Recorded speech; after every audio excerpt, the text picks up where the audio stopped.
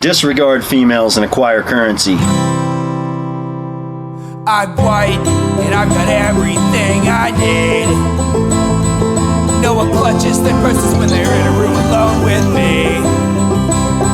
And I can drive through any neighborhood I please at any hour, and the police don't do a thing. So if I see a penny on the ground, I leave it alone and fucking flip it. I'm a straight white male in America. I got everything I need.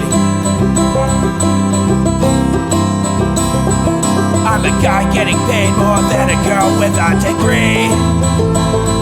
And I can walk down the streets after dark, no one wants to rape me. And I can get a girl pregnant and just as easily flee. Just like my straight white male dad did to me. So if I see a penny on the ground, I leave it alone and fucking flip it. I'm a straight white male in America. I've got all the luck I need. I've got a pile of broken mirrors and I'm walking under ladders and I'm spilling tons of salt, but to me that doesn't matter, cause my skin and my gender and my orientation are the best things to have if you live in this nation. I recommend it highly.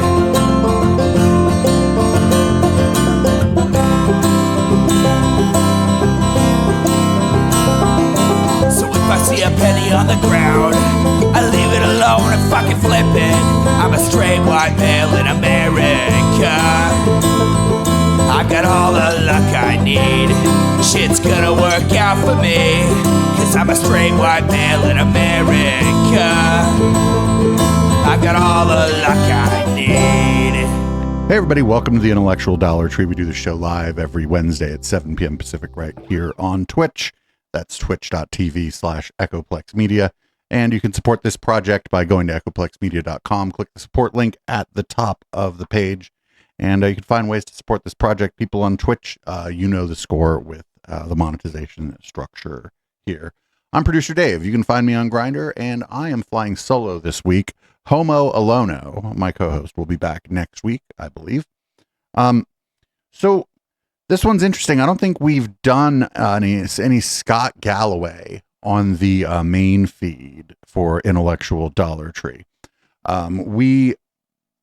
I think we've covered him a little bit, some of what he said on the news show on Sunday, and then we've definitely covered some of him during the postgame during Red Light on IDT.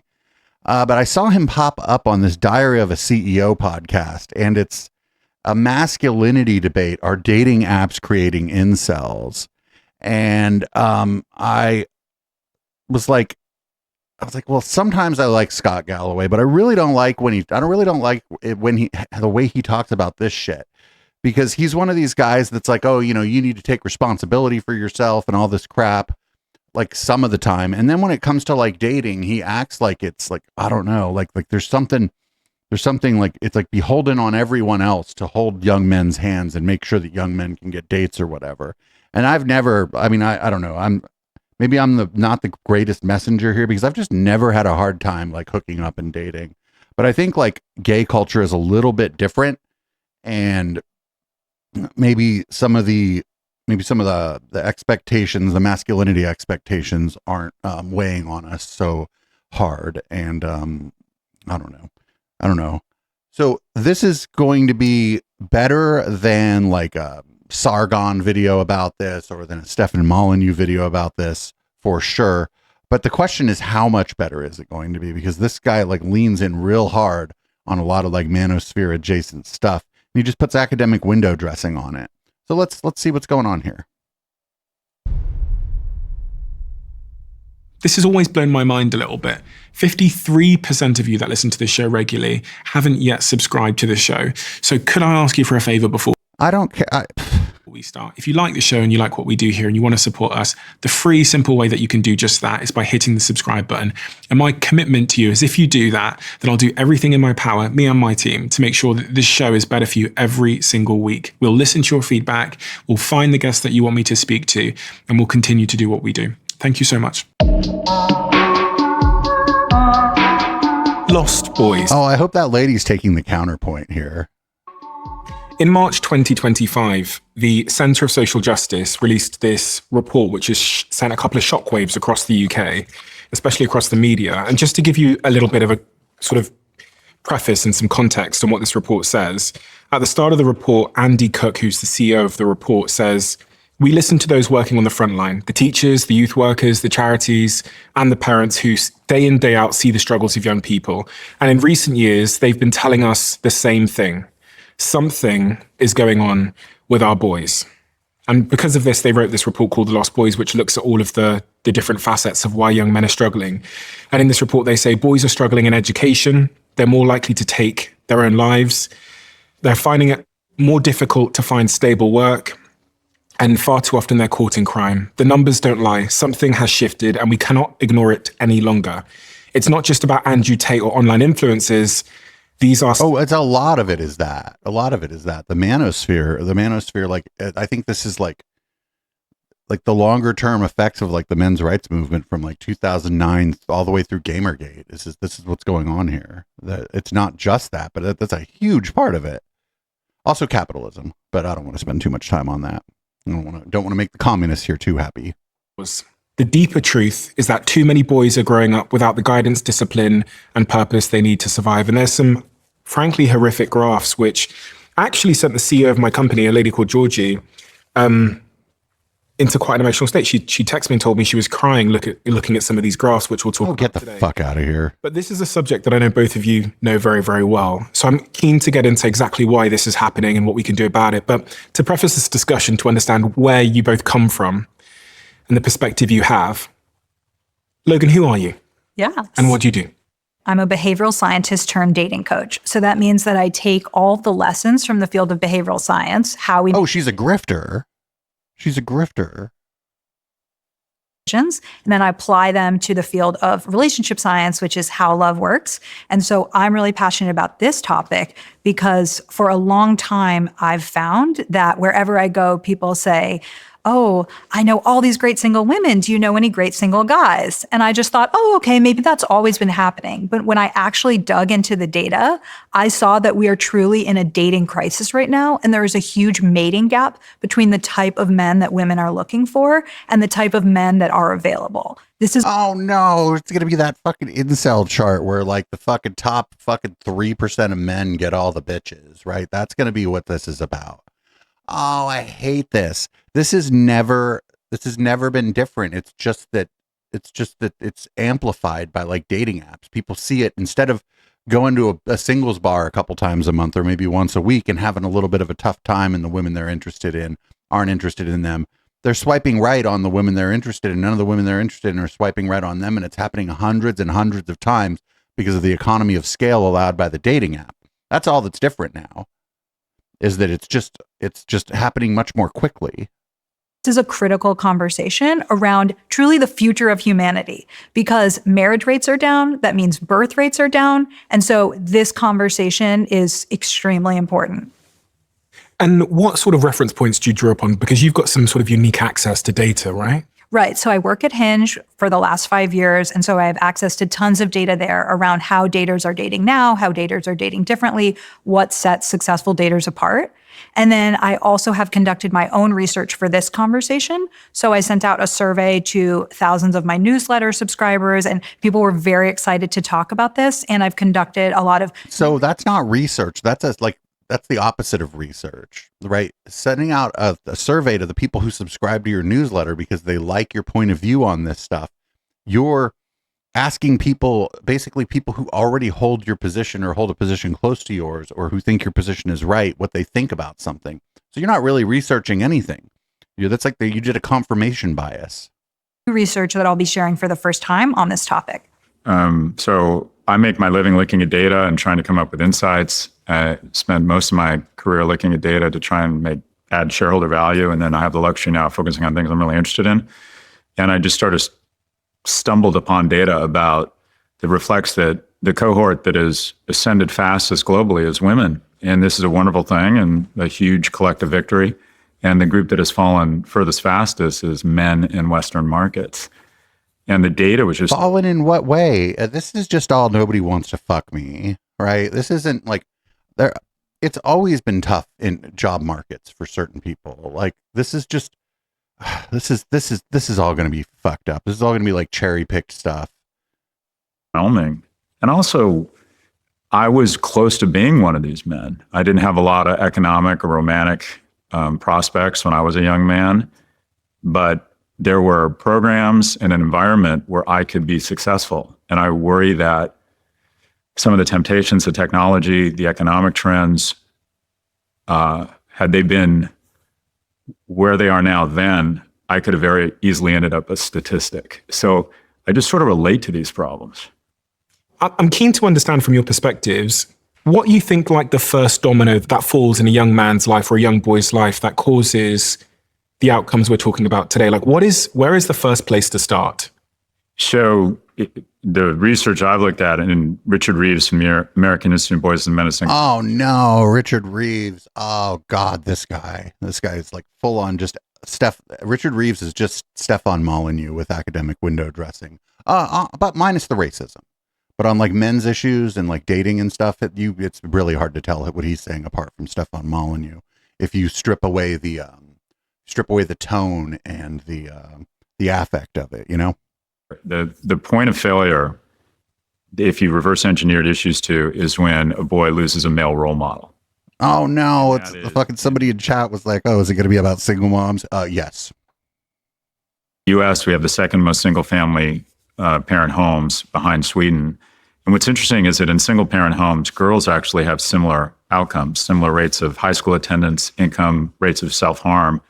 Boys, once they lose a male role model, become much more likely to be incarcerated. Wait a minute. In a single family, that includes single dads, and there's been more and more single dads. Like where the dad is the primary, primary custody. Harm themselves. It ends up that while being physically stronger, boys are emotionally and mentally much weaker. So the loss of a male role model is, I would argue, kind of the first point of failure that predicts that a boy is going to struggle.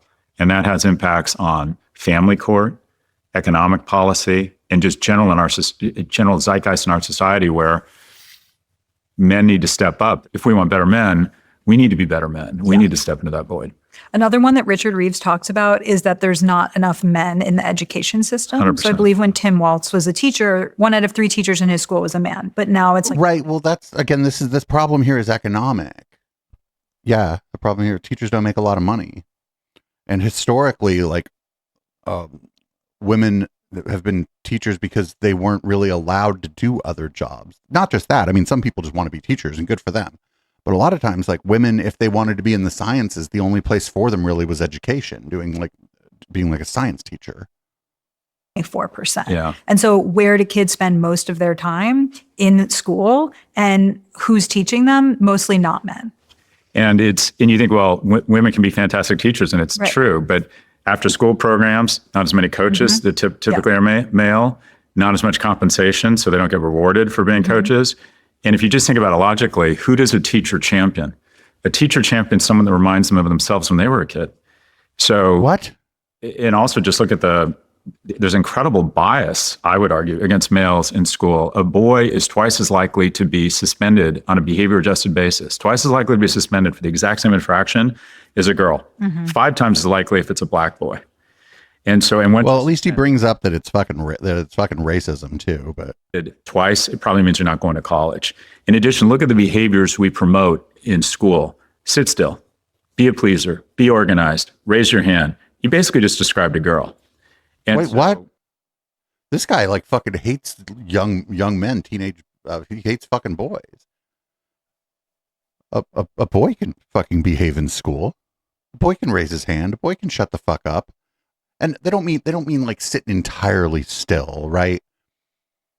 They mean like don't tap your fucking pen on the desk the whole time, right? They mean that shit. If you're squirming around, moving around a little bit in your chair, nobody fucking cares. Nobody even notices.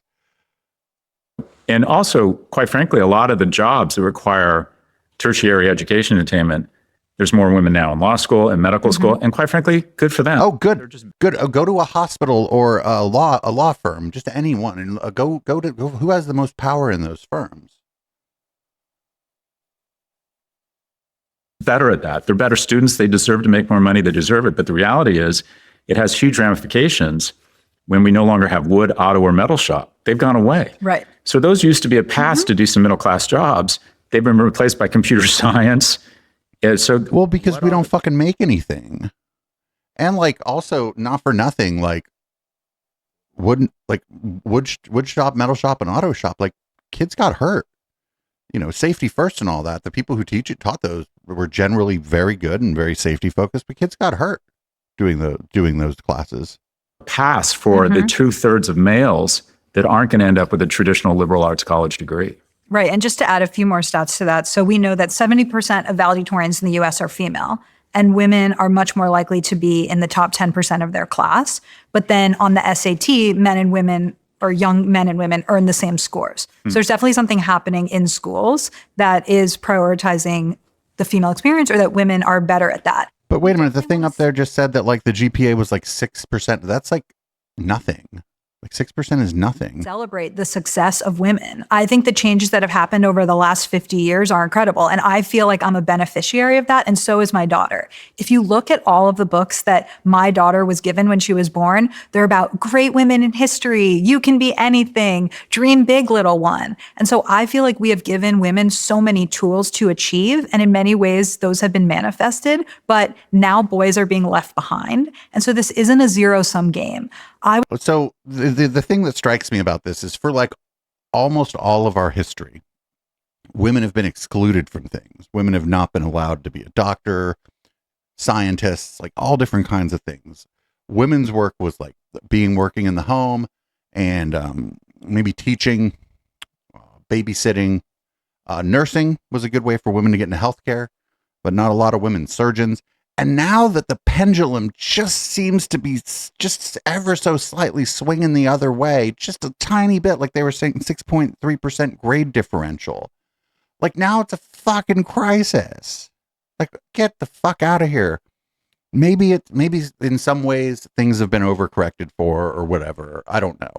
But what if in 5 years it just kind of fucking evens back out or whatever? Then what? Then we had like a moral panic around this for nothing. I was nervous about coming on here because I thought people would say, she's a male apologist. She doesn't see how much women are still struggling. I think. Yeah, on Diary of CEO. Yeah, that his audience is full of like feminists. This guy's show. This is like this is an IDW show. The IDW is only possible because of the fucking manosphere. One is struggling. I think life is hard, but what's happening right now is we need to have empathy for young men, and we need to bring them up, because this isn't just a problem about young men, and patriarchy doesn't just hurt women. A lot of people think about the patriarchy as something that prizes men and hurts women. But when there's a very narrow definition of men, everyone is hurt by that. And that's all the research that I've done, is over and over seeing women feel like they are not enough good men to date, and men feel like they're being held to a ridiculous standard of holding both sides of the coin, being feminine and masculine. It turns out, as you were speaking, I was looking at the stats around fatherless homes, and it turns out that there has been a significant increase in the amount of young boys being raised without a father present. About 25% live without a biological step or adoptive father, according to the National Fatherhood Initiative.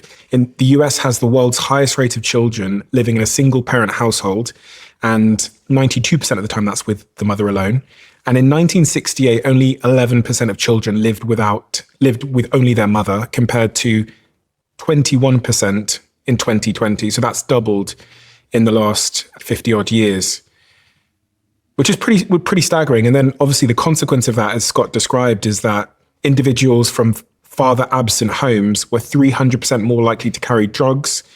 So but the problem is this isn't, and I don't think they're going to do it. Like a single mom is going to be in a different socioeconomic class generally than a married couple will be, because there's two of you making the income supporting one household generally. And if you're not, then it's because one of you makes a ton of cash, right? And so this is about money.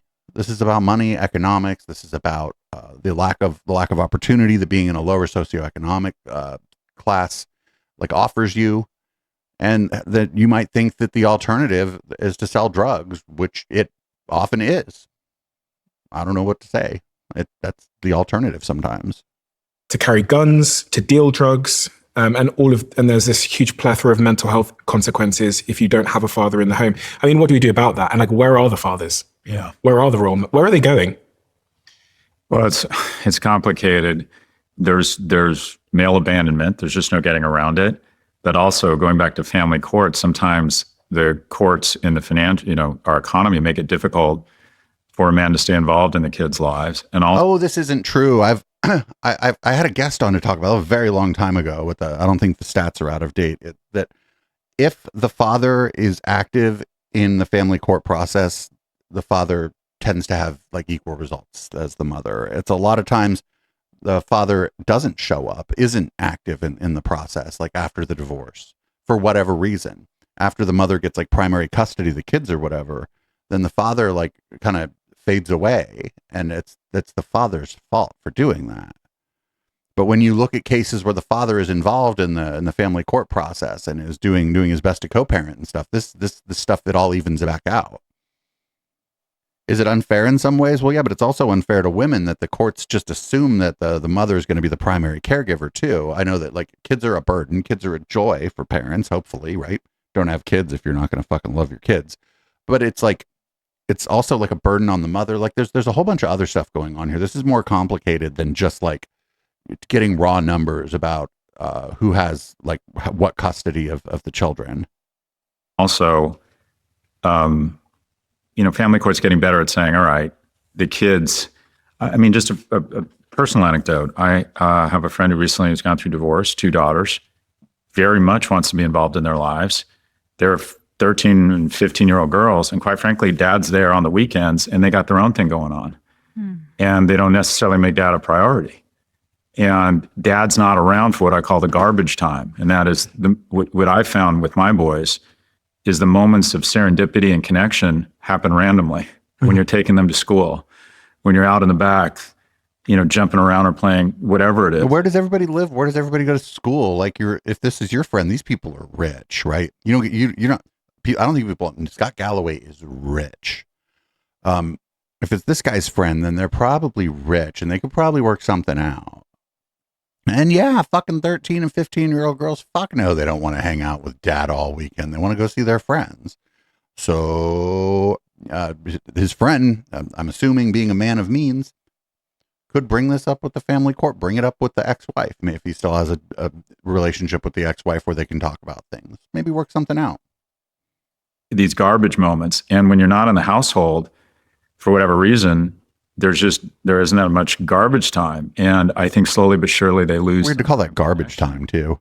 With their kid. There's something weird going on. I'm curious, Logan, if you've got data on this, but you have a 1-year-old daughter, right? You're going to be amazed when my 14-year-old boy had a Halloween party. And the boys are like cute, but they're dopes. They're boys. There's some 14-year-old girls who look like they could be the junior senator from Pennsylvania. They're 5'10". They're articulate. Yeah. Hello, Mr. Galloway. How are you? What a lovely home. And the boys are like, I don't know. And biologically, girls mature faster. Mm-hmm. Their prefrontal cortex is 18 months ahead of a boy's. An 18-year-old girl or woman is competing against a 16-and-a-half-year-old when she's competing against an 18-year-old. And they're even finding that it's getting worse, that women or girls are starting to menstruate earlier and boys' testicles are descending later. So the gap in maturity. But that's not, they think I'm assuming there's some correlation there maybe with intellectual maturity or brain maturity, but I don't think they're like 1-to-1 correlated. Like this is like, they're just like, he's just like harvesting random data points. And like maybe his son's friends are a bunch of dopes and they happen to like one of their sisters or one of their girlfriends or just some gal they know or whatever, who I don't know, thinks they're cool. She likes the boys that are there. Otherwise she wouldn't be at the party. Maybe she's just an exceptional person, right? Maybe she is just extremely articulate. Maybe she reads a lot. Maybe, I don't know. Again, we're also talking about this guy's kids and his friends. We're talking about like a socioeconomic class that most of us will never know about. This guy owns an apartment in Manhattan, owns a home in Florida, and lives in London. Think about the kind and that he's not even financially strained by that. So think about the kind of money that they have. And in London proper, think about the social circles that his son is moving around in as a result of the largesse of his father's wealth. So you're not going to run into scousers, right? Like, the boys are kind of dopey maybe, but you don't know. Maybe they're nervous around you. Maybe you intimidate them, right? Maybe this rich kid's dad for some reason intimidates the boys, and the girls aren't intimidated by him. There's any number of things could be going on here. Might even be growing, and they don't know if it's pesticides. But it's not pesticides. Meet my 8th graders colleagues, there's a huge difference between between the boys and the girls. Yeah. And one of Richard's suggestions is that we redshirt boys, that we hold them a year back. The boys start kindergarten at 6, whereas girls start at 5. So why? No. Now there's like no, dude. No.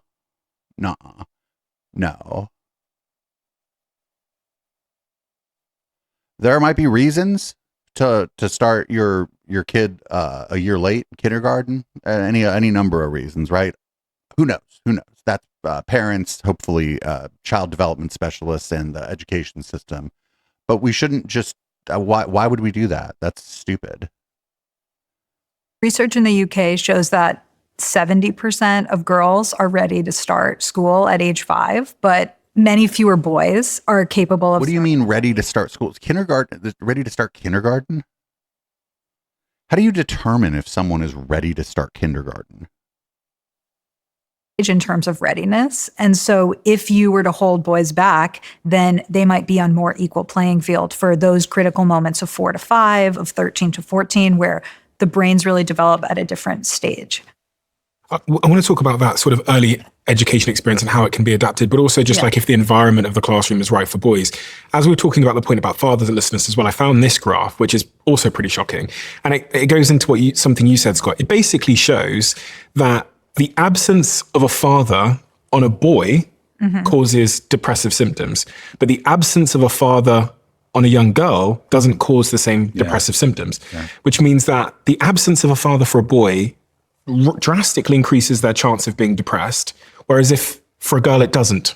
There's a lot of other graphs that look like that in terms of women and young girls are just actually a lot more resilient in childhood. So if you are in foster care as a young woman, you have less negative outcomes than young men. Excuse the fuck out of you?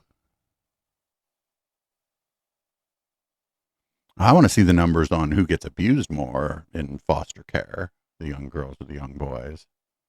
There's this theory in parenting of, is your child an orchid or a dandelion? And so the orchid really needs very particular situations to grow. They need a certain amount of light. They need to be watered in a particular way, and they'll thrive in some situations and they will not thrive in others. Whereas a dandelion can really survive in many situations. And so women, young girls tend to be more dandelions in childhood. And so that's why when you have a boy and a girl both in negative situations, the boy is more negatively impacted.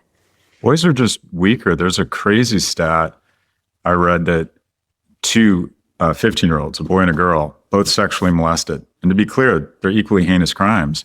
But the boy who's sexually molested is 6 to 10 times more likely to kill himself later in life. So, because most of the people who commit these crimes are men, I would assume that the homophobia, like societal homophobia, plays a role in the boys, the 15-year-old's experience here.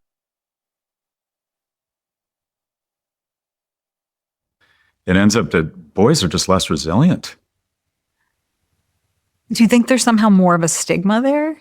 Like, yes. Oh my God. Even she caught it. Yeah. Even she caught it. Yeah. Because she's not going to say what I said, but yeah, she's especially around 15, like as you've just finished puberty and are starting to become like a young adult or whatever.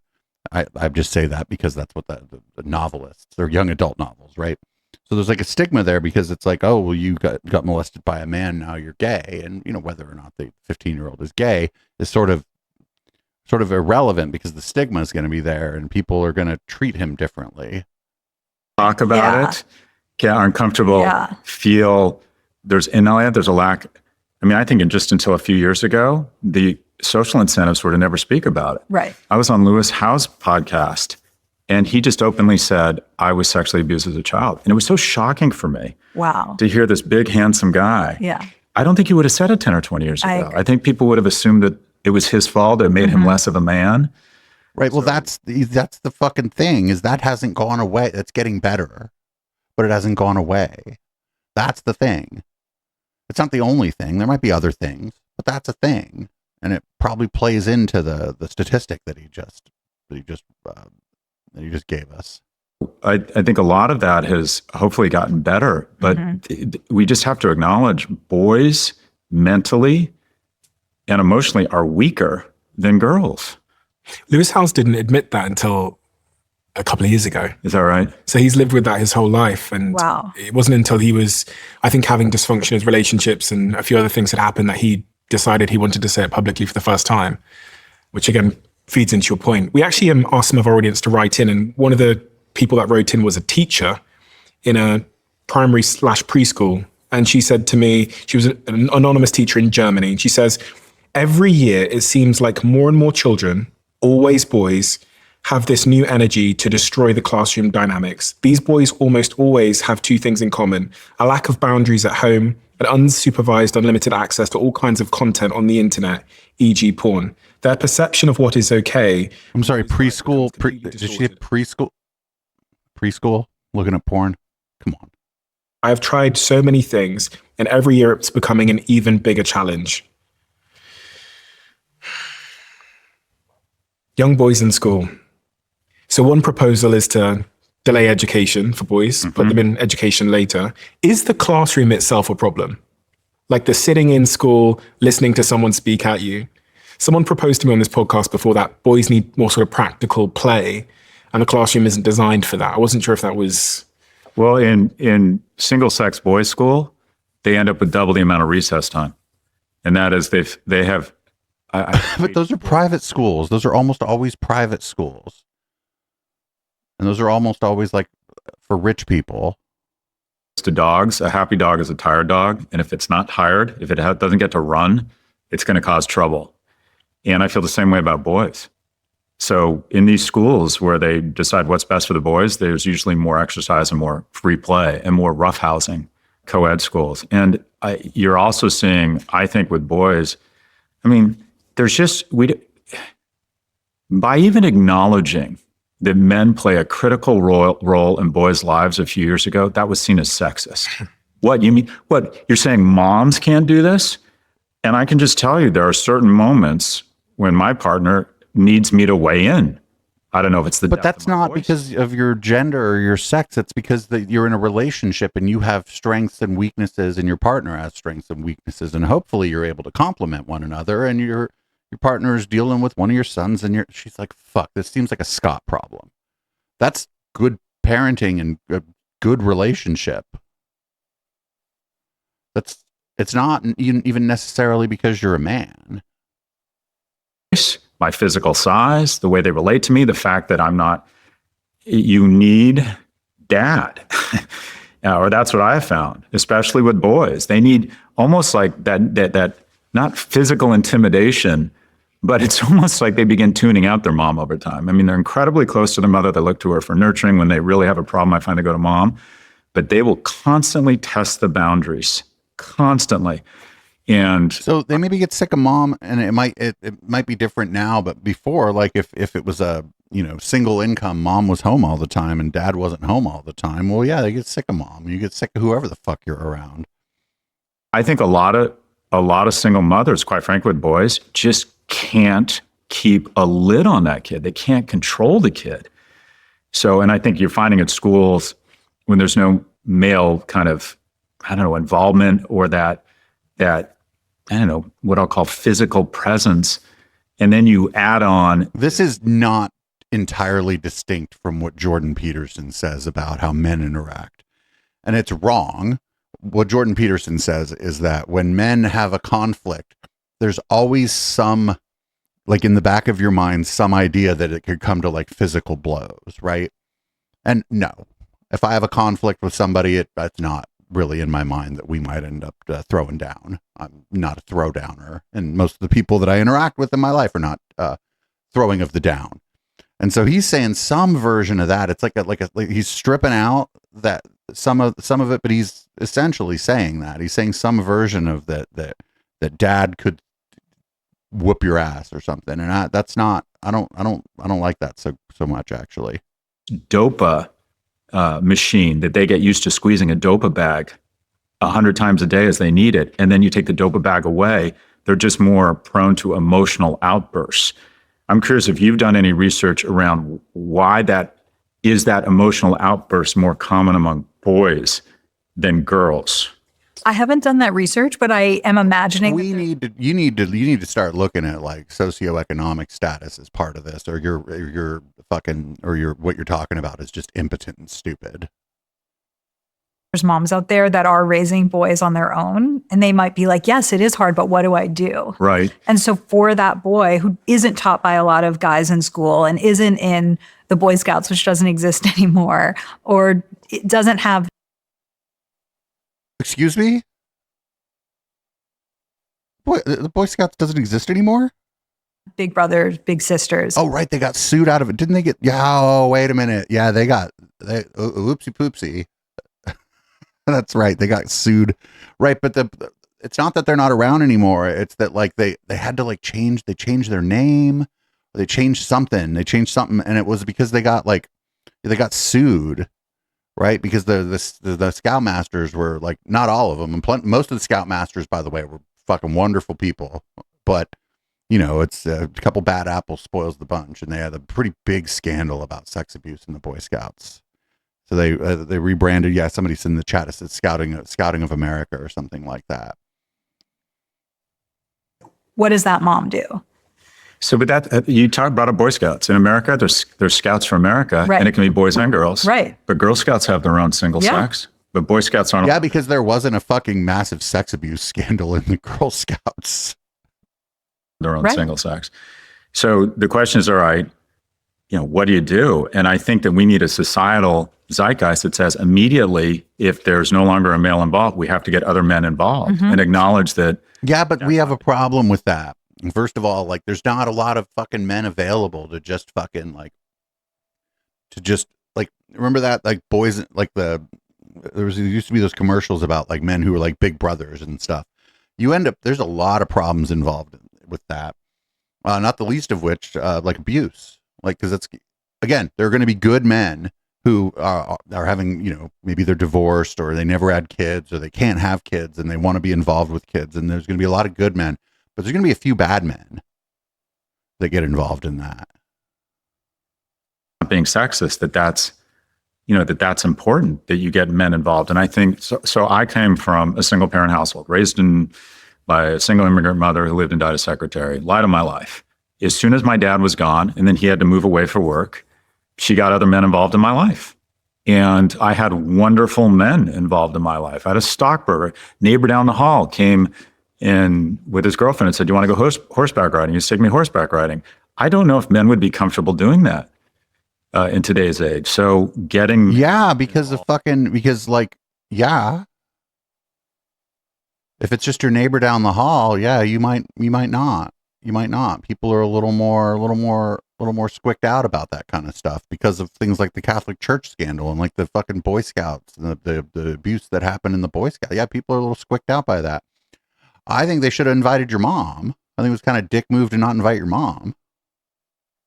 Involved in their lives, after school programs, Boy Scouts. I had a lot of wonderful men. I used to go camping, and there were men everywhere involved in my life. And I worried that a lot of those institutions, and also there's a reticence and a hesitance for men to get involved in a boy's life that isn't theirs, for fear they're going to be perceived as something's wrong with them. I was thinking that. So if we have less men in the home raising the children, and then we go to school, and the stat says that 72% of teachers in middle school are women as well. There's no men at school either. It's no wonder that boys are struggling so severely at such a young, early age for so many reasons, because one would assume that they're being socialized in the same way as girls. I've got a mother. Why would one assume that? That's a pretty big assumption. Don't have a father. I've got women at school, don't have male teachers. I mean, that's a controversial thing to say. I'm sure it used to be, but I think people are waking up a little bit now. We need more male teachers. There's more female fighter pilots per capita than male kindergarten teachers. There's an absence. There are some boys. Being a fighter pilot is objectively cooler than being a teacher. I know being a teacher is good, but I mean, come on. Being a fighter pilot is fucking cool. Mind you, the war stuff isn't bad. It'd be great if you could fly those planes maybe without any fucking war.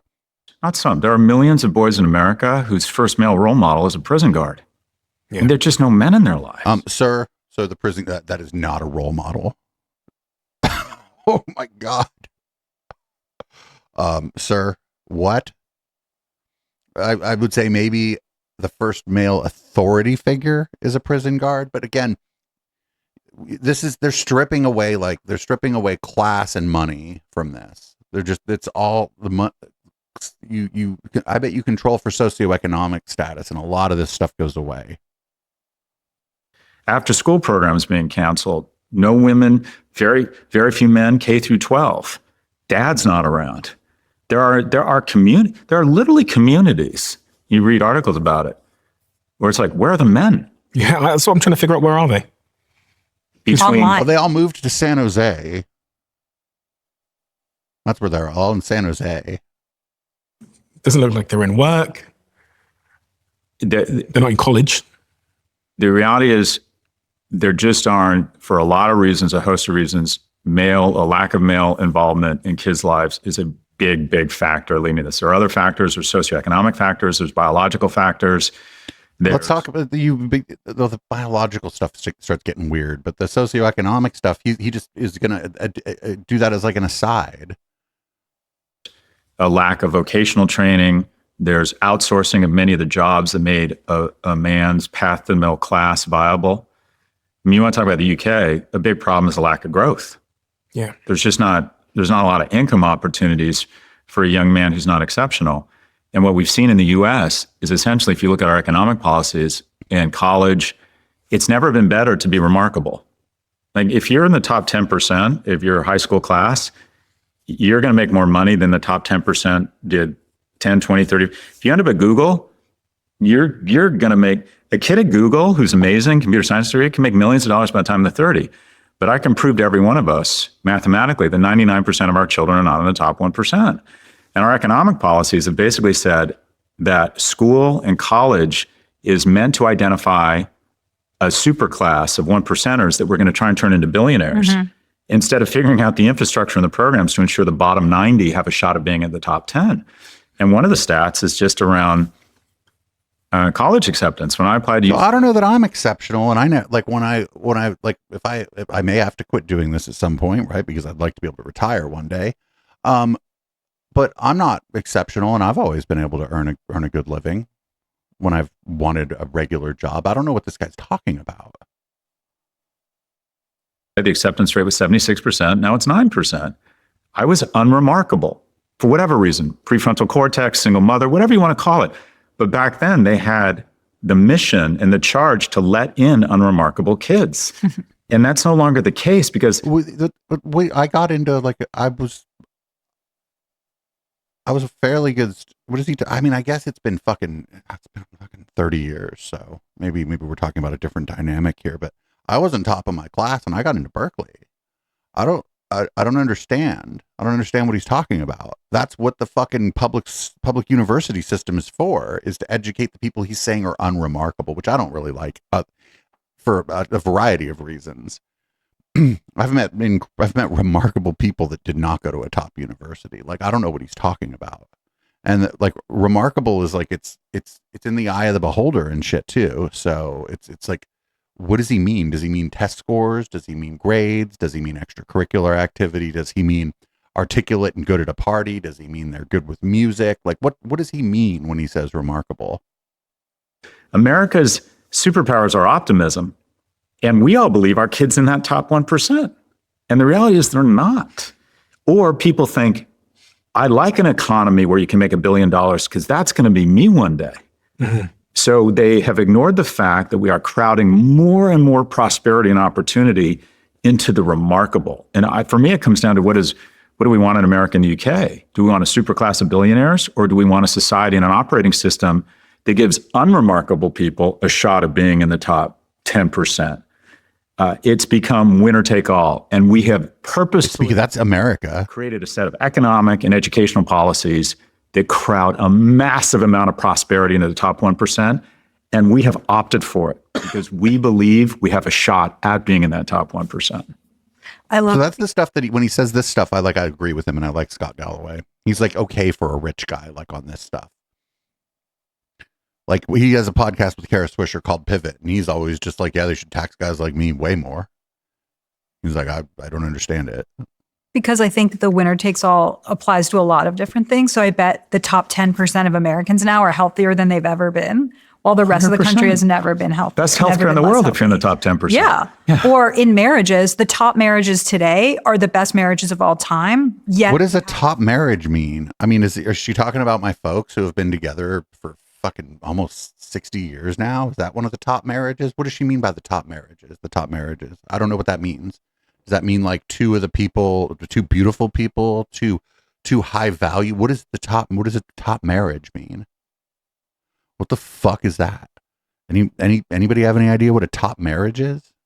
declining marriage rate. So we're nearing the lowest rate of marriage that we've ever had in American history. So most people or fewer people are getting married, but if you're, two college graduates who get married in your 30s, you might have an even stronger bond than people in the past. But that is a small group at the top.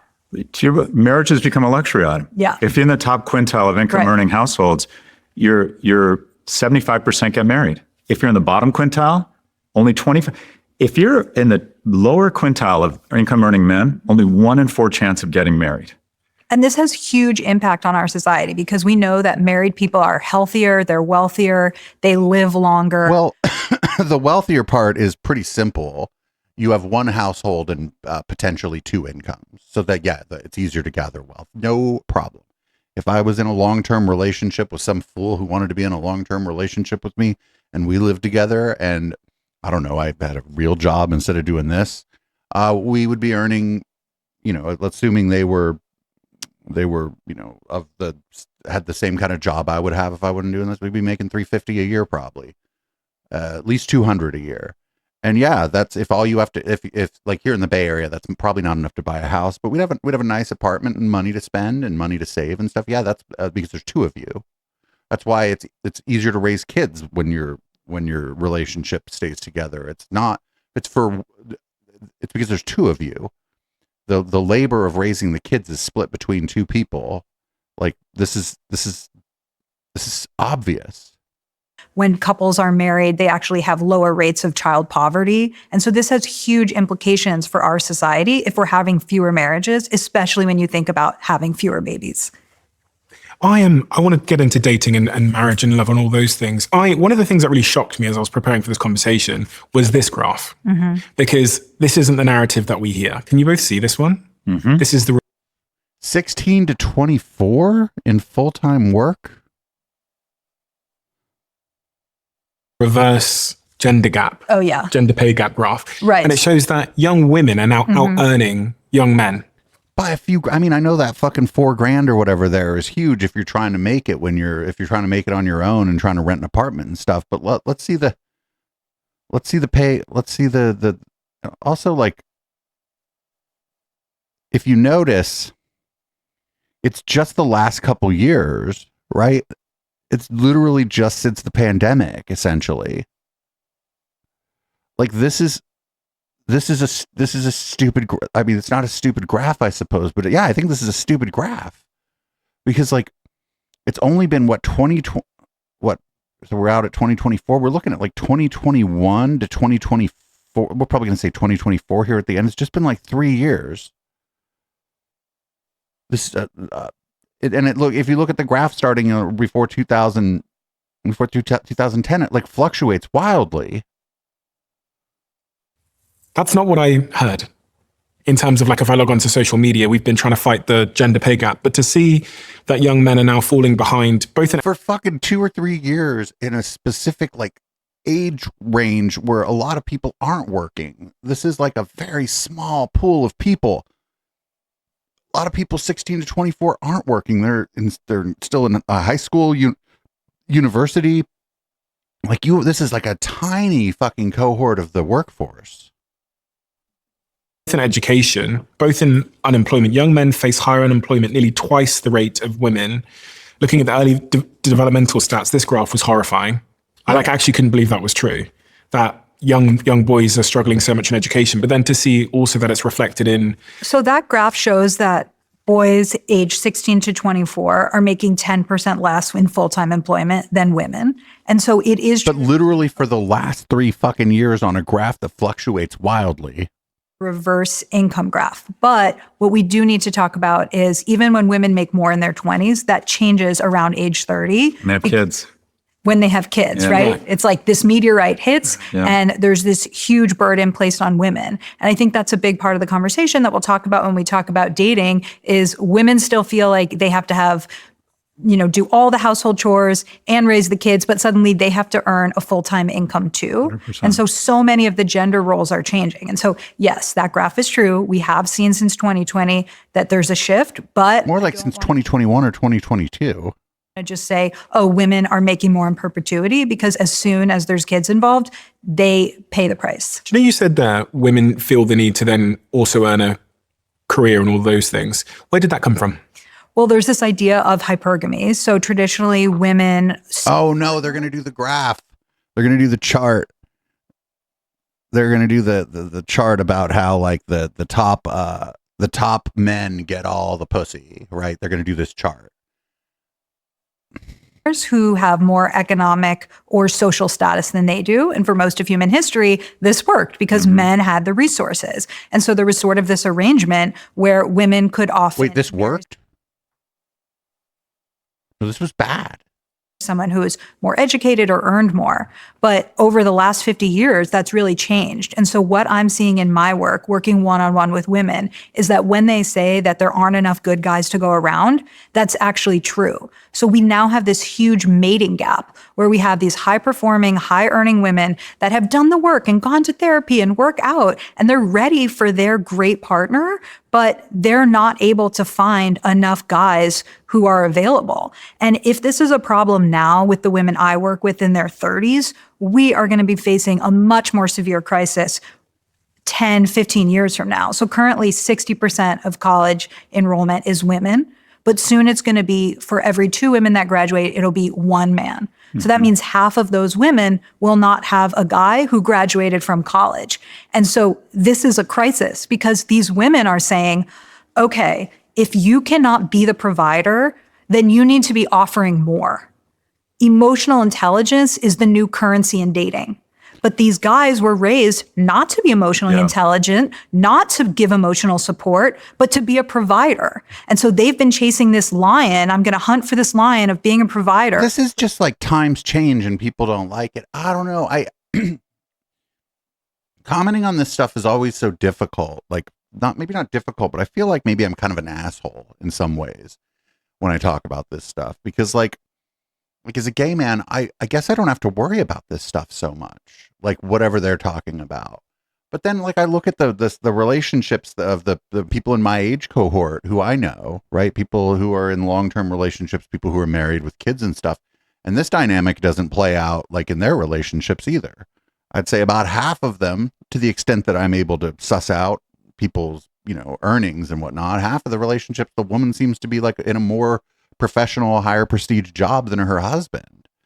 And it might just be that I'm from the Bay Area and all my friends are like progressive people who are, they're like progressives, they're libs, and they grew up in the Bay Area in in an environment where people didn't care as much about that stuff. But it's so odd to like hear like the way this is talked about in these supposedly like smarty pants people shows, because I don't see this in my life.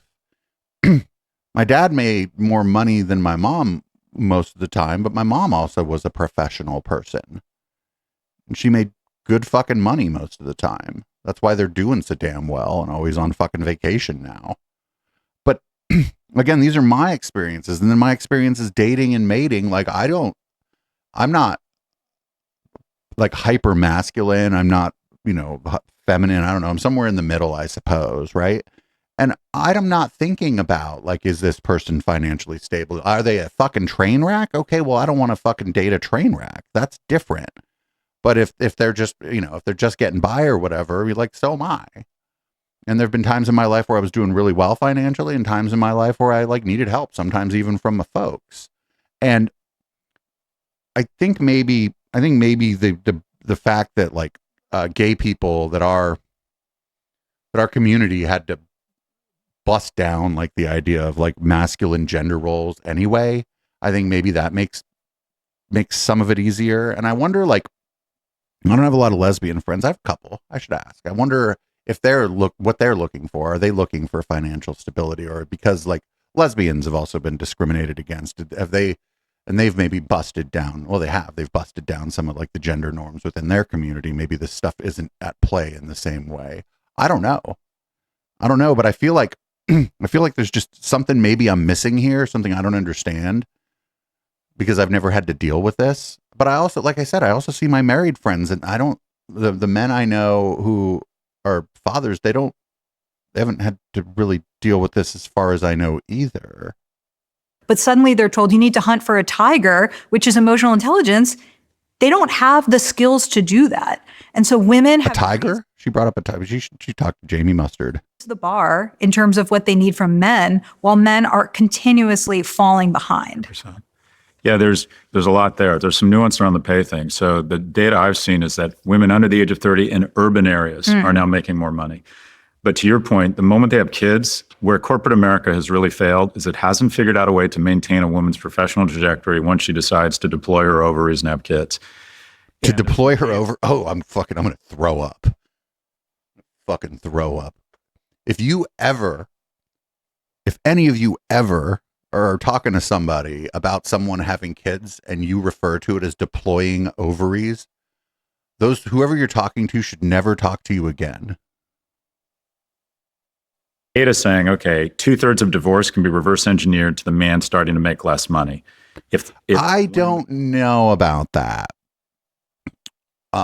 Economic stress is a problem that causes divorce, but make less money than who? The woman in the relationship starts making more money, they become twice as likely to get divorced, 3 times as likely to use ED drugs because the guy loses a sense of purpose and self-esteem. I'm sorry, you lose your sense of purpose and self-esteem and now your dick doesn't work?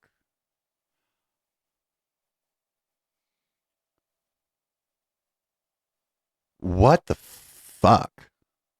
Listen, I've had my ups and downs. I don't think I've ever been like clinically depressed or whatever, but when I've been depressed, man, I'm fucking and fucking and fucking. My shit worked just fine. Like,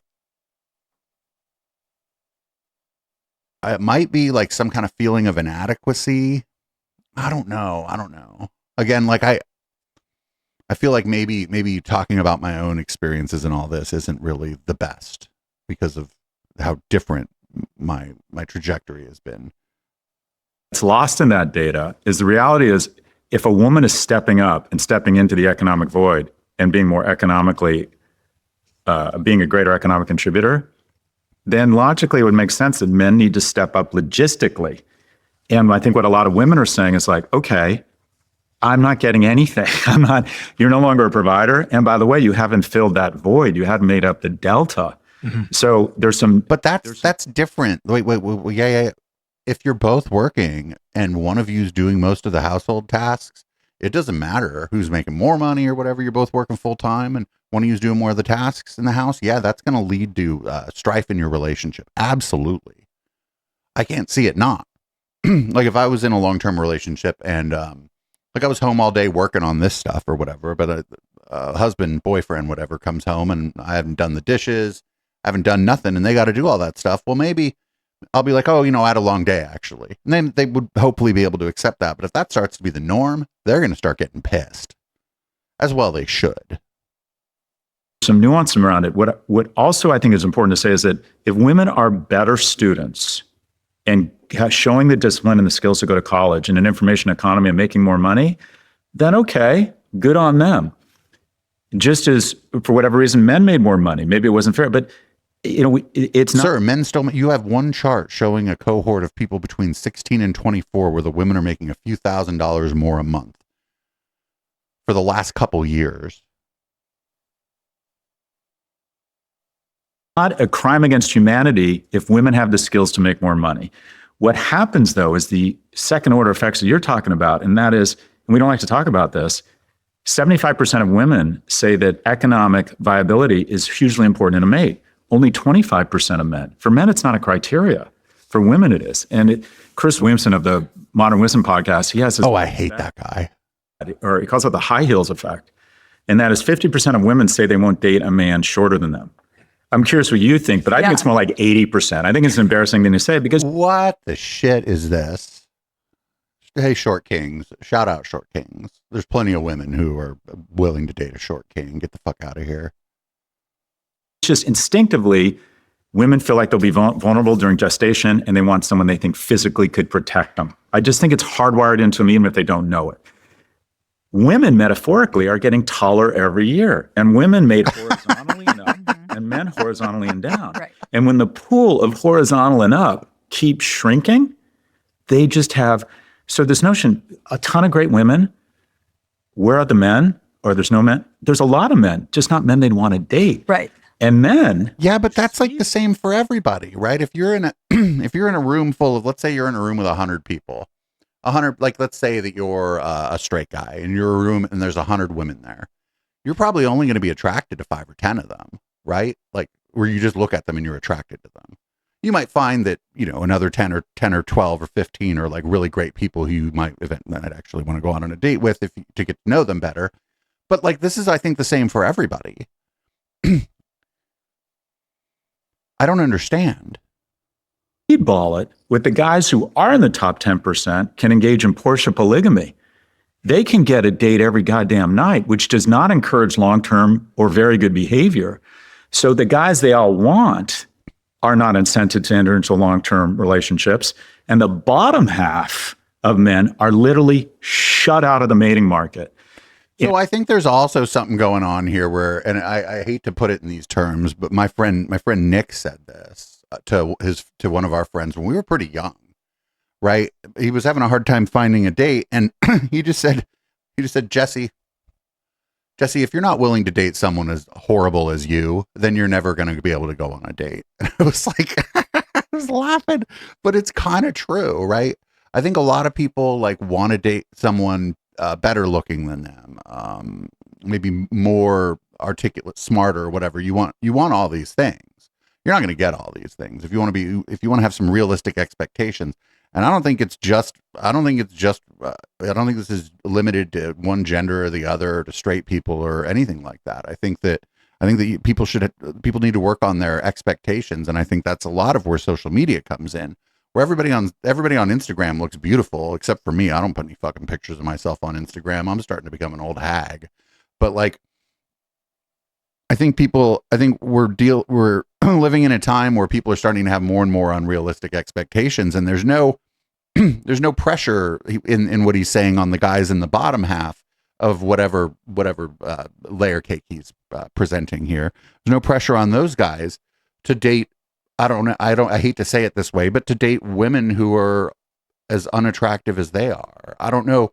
That's a horrible thing to say. I hope nobody clips that out, but like, where's the pressure on those guys to like have reasonable expectations for who they're going to date?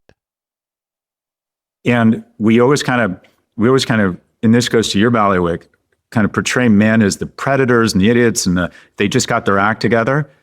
There's something strange going on in that as online dating, when a woman can go out with a guy, a high status male, and I'll put forward this thesis and I want you to respond to it. She can have sex with him, which gives her the impression that's her weight class for a relationship, but he's not interested in a relationship.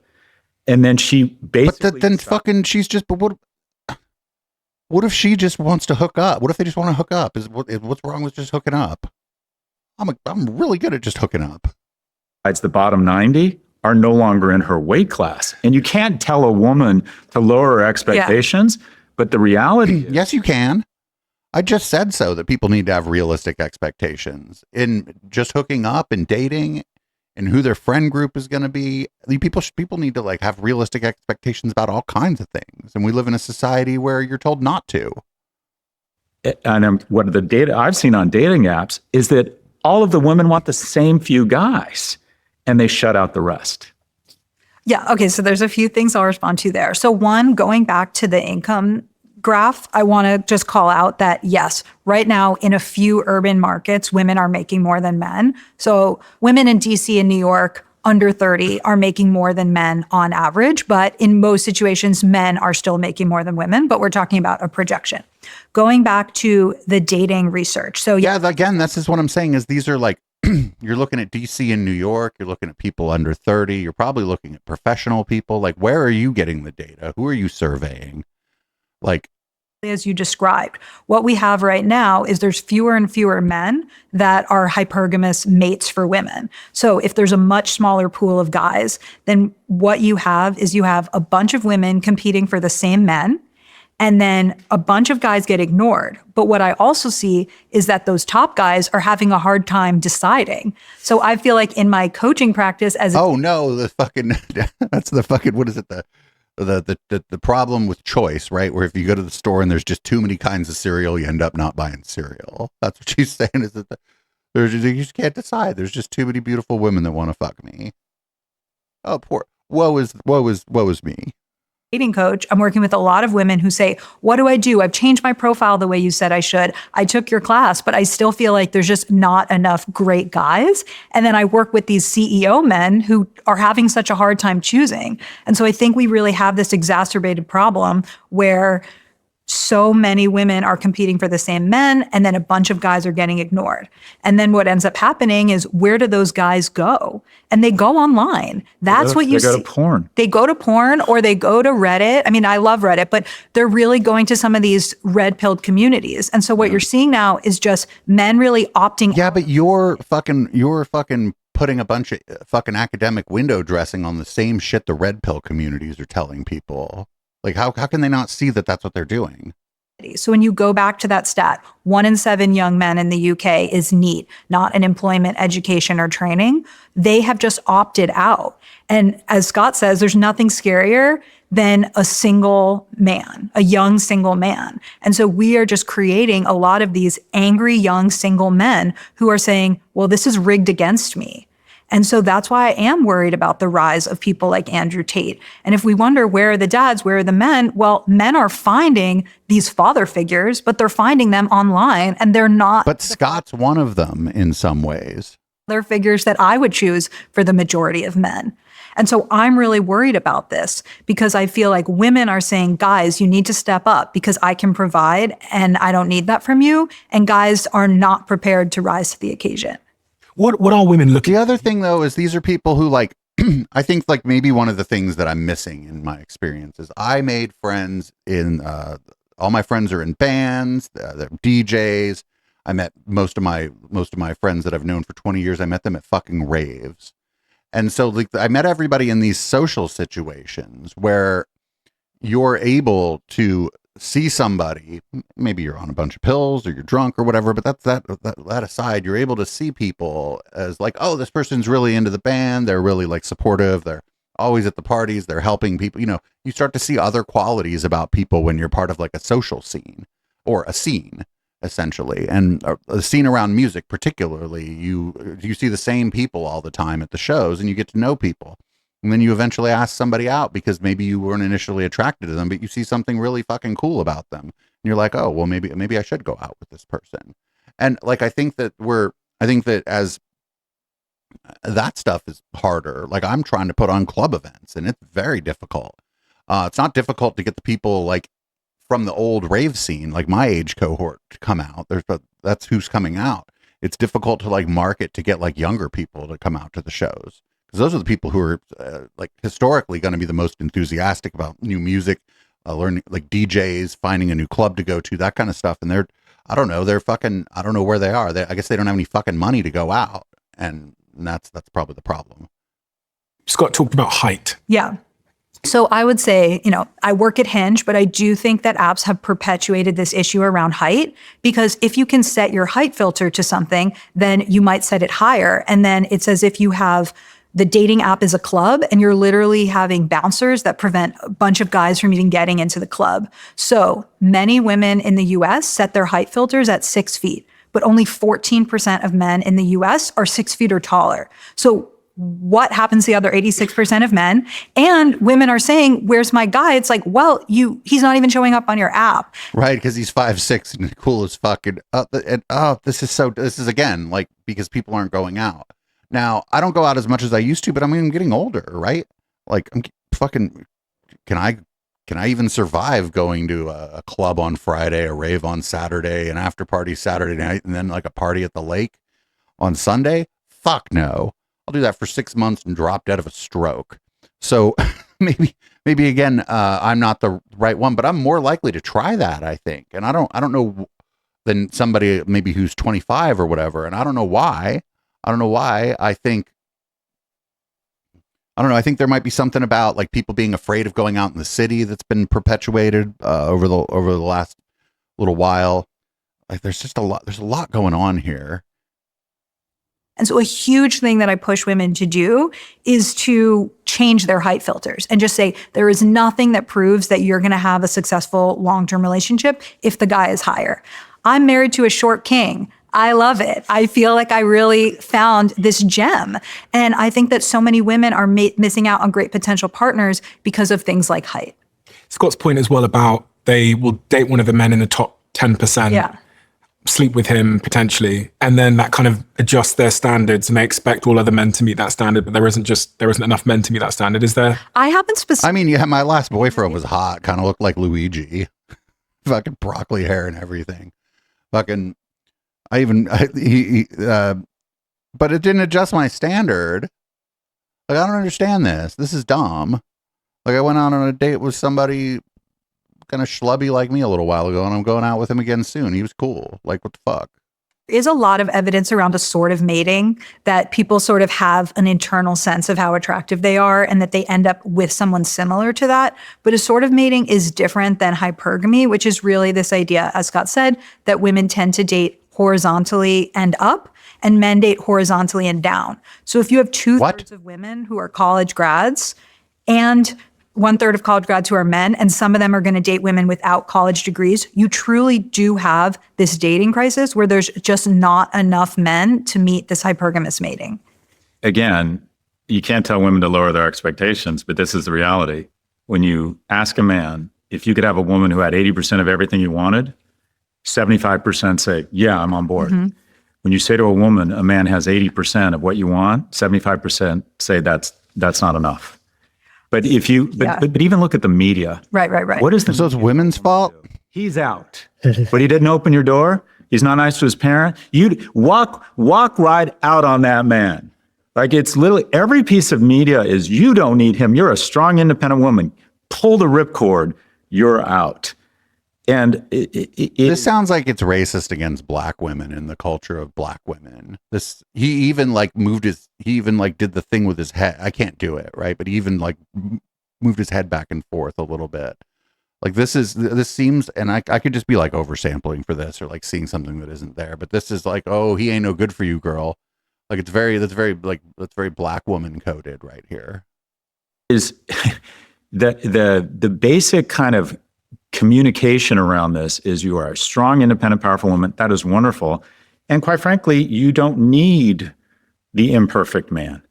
And they're just not connecting. But wait a minute, the imperfect. Okay, so he didn't open the door for you, whatever. It never even occurs to me to open the door for anybody. I'll hold the door if you're behind me. I'm not an asshole, but it never occurs to me to open the door for anybody. Now, if you're rude to like a fucking stranger on my first date, like if you're rude to like the server at the restaurant, or if we're on the bus, or if we have to take the bus somewhere and you're shitty to the bus driver, yeah, I ain't going out with you again. Fuck that. Because that shit's eventually going to be pointed at me. A man of average attractiveness has to swipe right 200 times to get one coffee, and then 4 of those 5 coffees will ghost him. They will they will decide they don't want to meet them or they won't show up. That means a guy of average attractiveness has to swipe right 1,000 times to get one coffee. Now, well, I don't know. Then the guy of average attractiveness should like fucking join a cycling club, or like what are other activities that men and women both like? Like, I don't know, join a book club.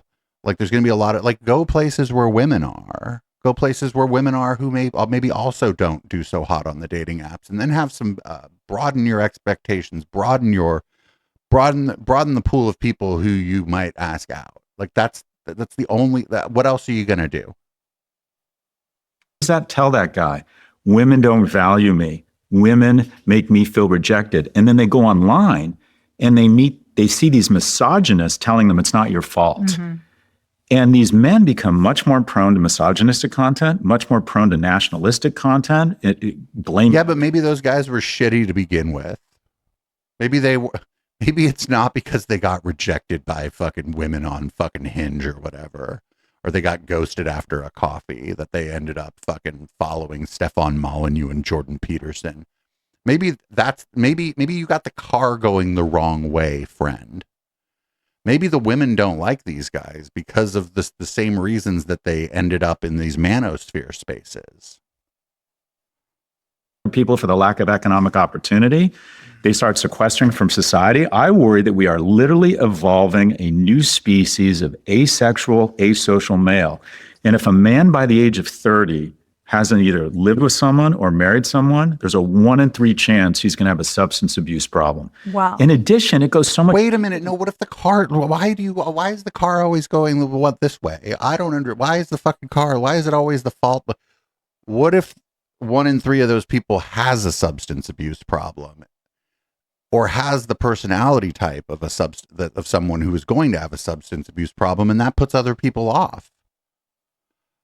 Yeah, I like to drink and shit, but if fucking somebody's like a raging alcoholic, like if on my first date I go out with somebody and they have like 8 fucking drinks, I'm probably not going out with that person. On the flip side of that, if a date isn't going very well, I'll just start ordering drinks and fucking blow the date and just get fucking trashed. But that's a different matter entirely. But yeah, those are like, people can spot that, especially maybe people who have been with partners before who had substance abuse problems. Maybe they came from families with substance abuse as a problem in the family. They can spot that shade from a fucking football field away, and they avoid it. All this interpersonal stuff is way complicated. And it's not,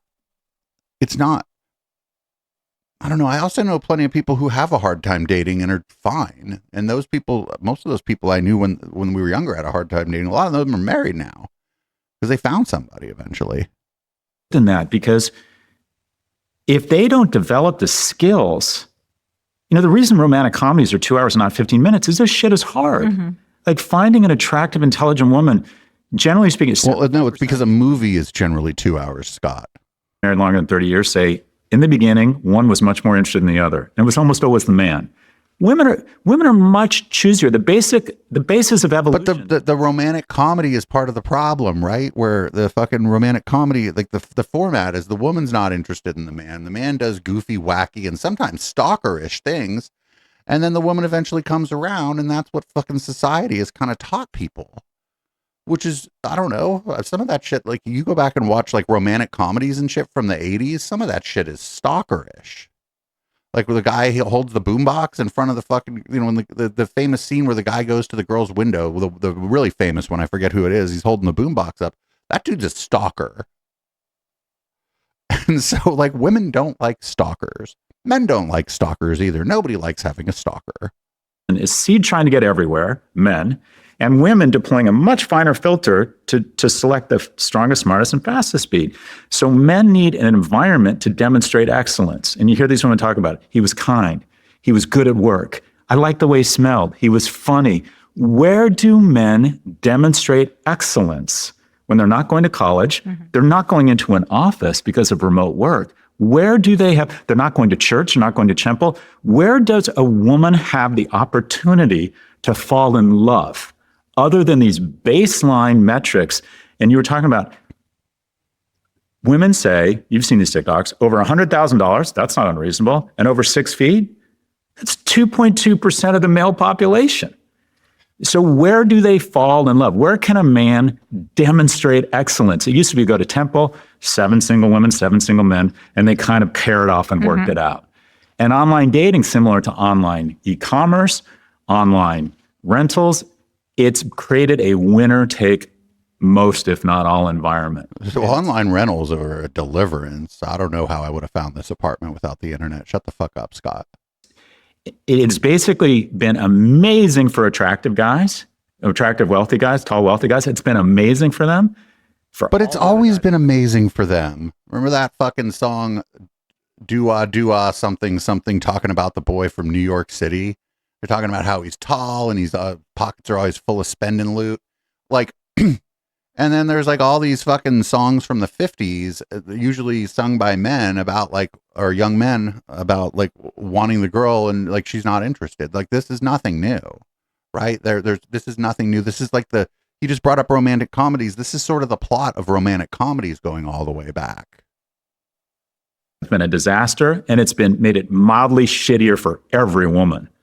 The digitization of mating, I believe, has been a disaster. It's been bad for women. It's been disastrous for men. What about for gay men? It's been great for us.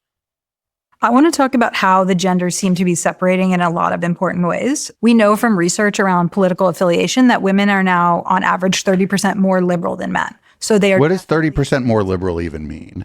You mean 30% more likely to be a Democrat? 30% more likely to support social safety? What does 30% more liberal mean? Political polarization. Then, for the first time in history, more men are attending church than women. And when I started this research, I really came at it from this point of, is it just me or are there not as many eligible guys? But when I dug into this, I found that both genders really feel misunderstood. And so I asked men and women who has more power in relationships. So equal amounts, men and women said, oh, we have the same amount of power, 42% of that. But then what was so interesting is that 46% of men said women have more power and 46% of women said men have more power. So there's this. So everybody agrees. Feeling of, oh, the other gender has all of this power. And when I spoke to people, I want to tell you about 3 dating paradoxes that I saw. So the first dating paradox for men is this idea that now that women are providers and do not need a man to take care of them financially, they really want guys to step up with emotional support. But here's the paradox. They were not raised and they don't know how to give that emotional support or emotional availability. So we know women, even if they have the same number of friends as guys, the women are talking to their friends much more often. Women speak to their kids, even starting at a very young age. They use more emotional language with their daughters and their sons. So constantly we have this feeling where we're asking men to do something when they don't have the skills. I was talking to my friend David, and he said women are in graduate school when it comes to emotional conversations and guys are in 3rd grade. The other part of the paradox is that women are asking men to be more emotionally open, but then they get shamed when they do that. So we have this great quote from. Yeah, this is like straight up manosphere shit right here. Where she says, we beg guys to open up, we beg them to let us in, and then when they do, we can't stomach it.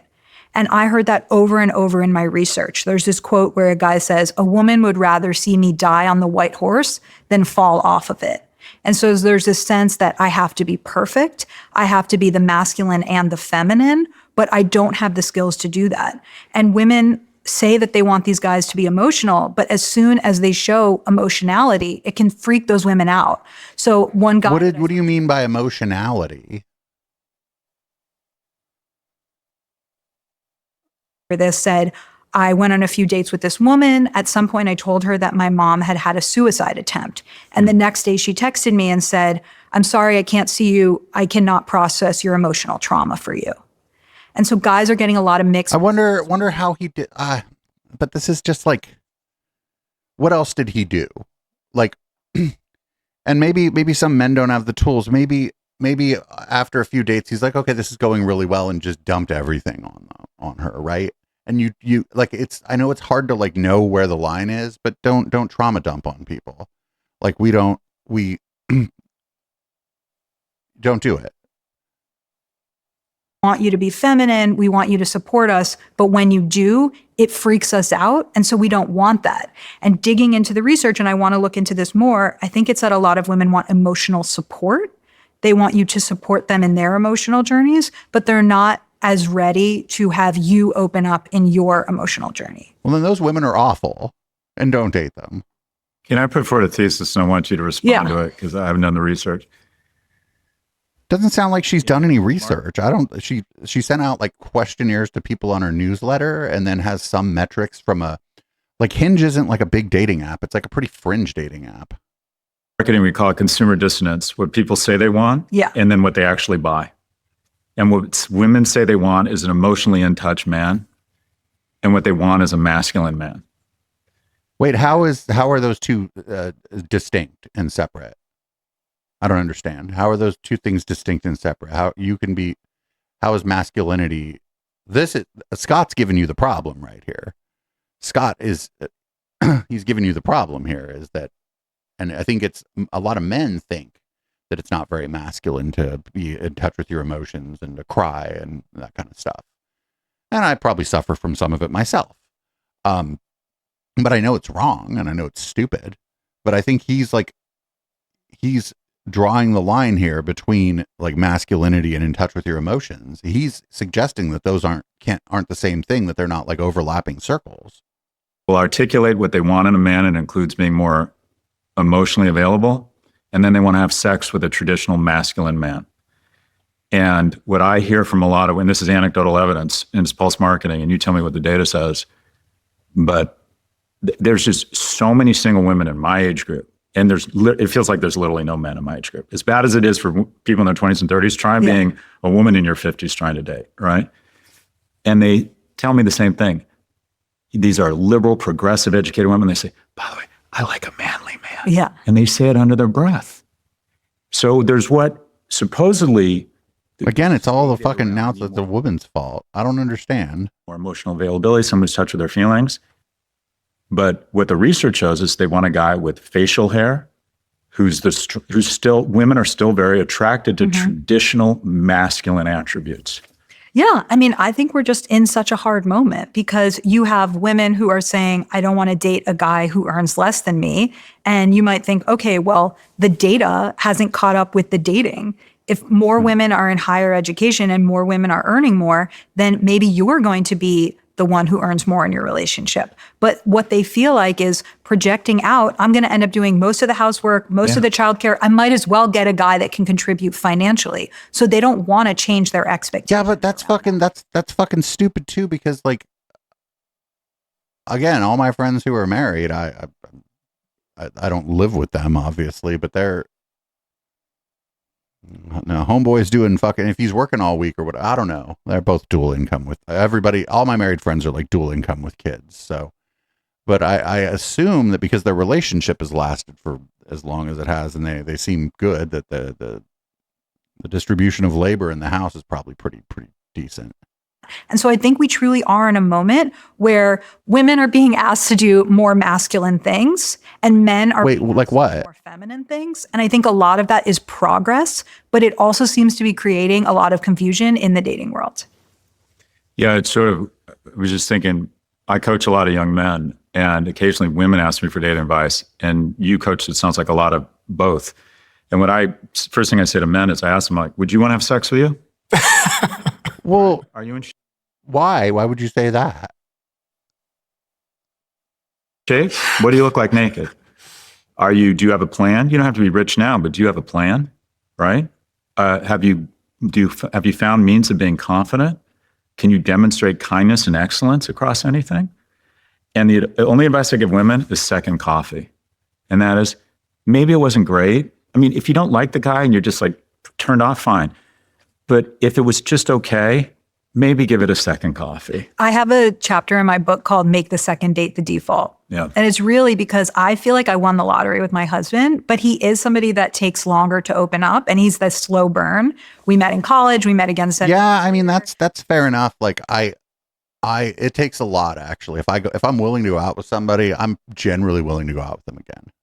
Then we were friends for a year. And I feel like he's this incredible partner, husband, father. But I don't know that if we'd met just randomly on the first date that I would have gone on a second date. And so I think people really do need to train themselves to look for these slow burns. Logan, Scott said something there about what he thinks women want, which is these sort of traditional masculine features. Is this what you see in the data? What's hard is I think Scott's right about what people say they want versus stated versus revealed preferences. So according to the research that I did, women are saying the number one thing that they're looking for is kindness and compassion. That's also what men are saying that they're looking for. So in many ways, this is great. But people want somebody hot. Same things. But I just feel like there's these huge... Or, I'm sorry, people want someone they're attracted to, right? Now, where people don't feel like they can get what they want. Men are saying they want kindness and compassion. I made them say, what are all the things that you care about? And then what is the number one thing that you care about? This is fucking probably, again, like the people that she fucking did a survey on from her like mailing list from her newsletter. And compassion was first for both of them. The stuff I've seen or the stuff I've read is that for women, and I've talked to men about this, number one is they have to signal resources. And we don't like to say it out loud. And by the way, it doesn't necessarily mean you have to have a Range Rover and a Panerai now, but you have a plan, right? You have your shit together. Yeah, like maybe. At midnight when everyone's partying because you have to be up for work. You work out, which shows a level of discipline and that you can commit to something. Or it makes you hot. In school, you've got a good job. This person is going to have resources. And I don't think that's changed a whole lot. I think a man's ability to signal future resources has gone down. I'm not sure it's become any less of a criteria. Number two is intellect. And it's very instinctual because if you make good decisions for the tribe, your kids are more likely to survive. Someone who's smart is more likely to take care of your offspring than someone who's stupid. What's interesting, and I love this, is the fastest way to communicate intellect is humor. And I joke, and this is bad, but I say this is my. Oh yeah, I definitely, yeah. Okay, so this is Dave's fucking dating prep. Absolutely, if somebody isn't funny, I'm not the least bit interested.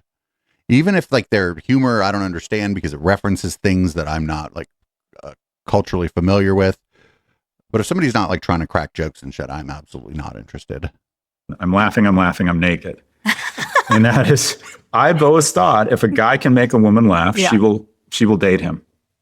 And then the third thing, and this is where guys screw up. This is what I tell a guy's secret weapon is. It's kindness. Women want to see that you are a good person. You treat service staff well. You're good to your parents. You have manners. You treat people well, even with no reciprocal expectation, because they know that a kind person, if and when she's vulnerable and needs help and maybe isn't bringing as much to the table for certain periods of time, that this is a kind man. And, sure, you want to do your best to signal resources and have a plan. Sure, maybe you're smart, maybe you aren't. There's not a lot you can do there. But the secret weapon, I think, for men that they don't leverage. Wait, maybe you're smart, maybe you aren't, and there's not a lot you can do there. Yeah, this is some fucking race. This is some IQ shit. I fucking hate this shit. I do think it's a practice is to demonstrate kindness. And we don't talk about that enough as men. It's like, well, okay, and it's little things. Have good manners. Be thoughtful. Follow up with people. And I think that, anyways, those are the three things that I have read women want in men. Okay, there's so much there. So one is I do think we need a new definition for modern masculinity or mature masculinity or evolved masculinity. And I think that's... But these things are socially constructed and they're oftentimes from like the bottom up and you don't get to like decide that there should be a new fucking paradigm in this stuff. These things already have a lot of inertia and it's hard to change them, but they change over time based on the changes in society. This moment feels so painful is that we don't have it. Because I agree with you. I don't think women are saying, I want a feminine man. I think they want a modern masculine man. And so that means somebody who is decisive and can provide, but also somebody who's able to communicate with them emotionally. And so one of the suggestions that I came here today to talk about is this idea of men's groups. So about a year ago, my friend David Clavins, who happens to be a world-class magician, came to my husband and said, I'm going to form this men's group. And so it's about 6 or 7 men, and they meet together monthly, and they have served They have I hate to fucking be a dick, but this is what people used to call friends. Like the old trope about the husbands. Oh, it's a Saturday night. Saturday night. Actually, my husband goes out with the boys. So, like, this is just called friends. This formalization almost of like a friend group is probably pretty harmful in like a broader sense. This idea that we have to have like a men's group. I don't know. Maybe I've just been blessed and lucky that I've always had like friends, like a lot of friends. form this council of peers. So every month that they get together, every guy sits down with Have a council of peers. Oh, fuck. On a first date, somebody tells me, oh, I'm unavailable on Tuesday. I'm going to my council of peers. What? And then they would explain it to me and probably make it worse. and says the two issues that are most pressing for him. So first of all, I think that that's a great way of doing it because it's actually that time to say, what am I struggling with? I think many people in their lives, maybe especially men, don't sit there and saying, what's top of mind for me? So guys get the quiet time to do that. Then they go around in a circle and whoever has the most pressing issue, they get to take their time. And some men might say, you know, these are top of mind for me, but it's not a priority. I'll give the time to someone else. And each month they talk about what's going on for them. They hold each other accountable. So month 3, they might say, hey, David, you've been talking about that for the last 3 months. Are you going to actually do anything about it? And I love that these men have a masculine space to actually go through what's going on for them. Because this would be a huge red flag for me. This would tell me that somebody doesn't have any friends. they have wives and girlfriends they can go to. Maybe they don't, but I think it's a different type of advice that you get from a council of trusted peers. And I really do think that men's groups could change a lot of these issues because I can sit here and say everybody should be in therapy. Guess what? Therapy is really expensive and many insurance companies will not provide it or there's a huge waiting list. And so if we just sit around for all these guys to go to therapy, that's not going to happen.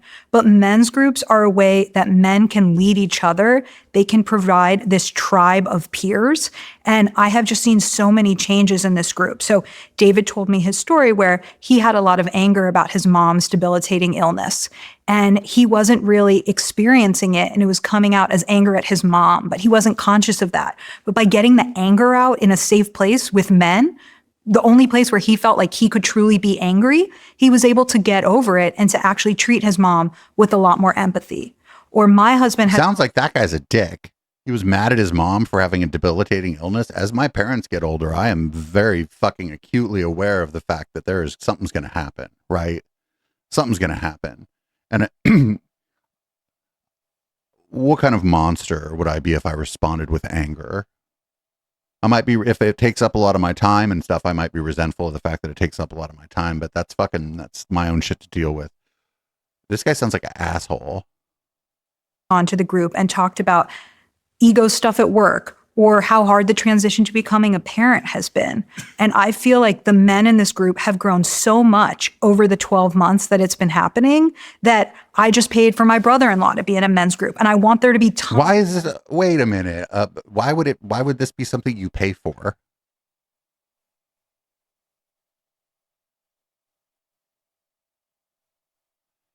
Why would you pay for this?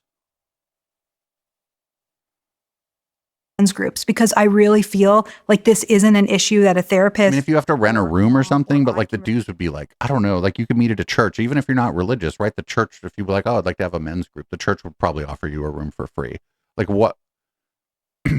Why would you pay for this? really solve. I think men need to be solving this problem within themselves. All right, well, this is like, we're way over. This is a good place to stop this. I don't know if we're going to continue watching this during red light. I think we probably are because some of this stuff is crazy. I think this men's group thing now, it's like hard for people, especially I think people over 30 to make new friends. You know, I've been fortunate again, just that I've been involved in music. And I think that, you know, if maybe people are involved in sports, you know, if people are part of car clubs, whatever it is, motorcycles, they're into motorcycles, they go to motorcycle meetups, they're going to meet new people, they're going to make new friends. But people whose interests are, and I hate to use this one, but maybe if your interests are video games, yeah, it's going to be a little bit harder to like parlay that into meeting people in the real world. But there's fucking there's now all these kind of nerd bars, right? There was one, I forget what it was. I think it was called The LAN. There was like a nerd bar that was really cool. They had, a lot of people were there on their laptops working, but people were like socializing there. People were playing video games and shit. And there are these kinds of spaces for those kind of like people who like solitary things, like book clubs. Reading is a pretty solitary experience, but there's book clubs. But I don't know if like manufacturing and then monetizing the idea of like a friendship is a positive thing. In fact, I think it's a negative thing. I think it like commodifies friendship. And that's like real bad, but everything's fucking commodified, I suppose. And if the alternative to that, honestly, is like basically commodified, like internet dad parasocial relationships, give me the men's group. Give me the men's group. Try the men's group friend.